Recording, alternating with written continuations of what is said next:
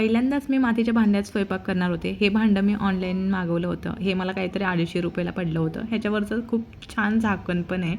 आता ह्याची प्रोसेस मी आधी करून घेतली. ह्याला आधी भिजत ठेवावं लागतं. तुम्हाला तर माहिती आहे 24 तास आधी पाण्यात भिजत ठेवावं लागतं आणि मग त्याला तेल लावून ना 2 ते 3 तास असं उन्हात सुकत ठेवायचं असतं.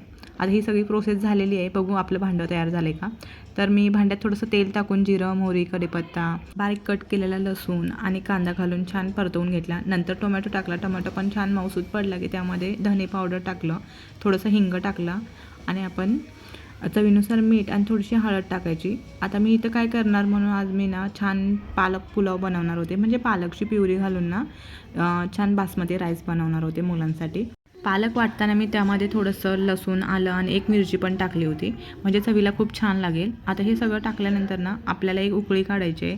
मग पाण्याला उकळी आली की मी बासमती राईस हा भिजत ठेवला होता पाण्यात, तो त्यामध्ये टाकला आणि थोडेसे मी हिरवे मटार आपले टाकले होते. रेसिपी तर बनत होती पण मनात एक धाकधूक होती की भांडं फुटणार तर नाही ना, आणि सगळा राडा ना गॅसवर पडला ना तर मग झालंच डबल काम.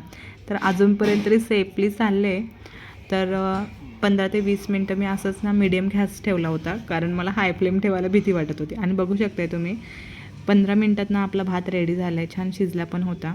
थोडंसं पाणी राहिलं होतं, तळायला लागलं आहे का बघितलं मी, तर करपला वगैरे अजिबात नव्हता. इतकं छान लागला होता आणि मातीचा सुगंध पण येत होता.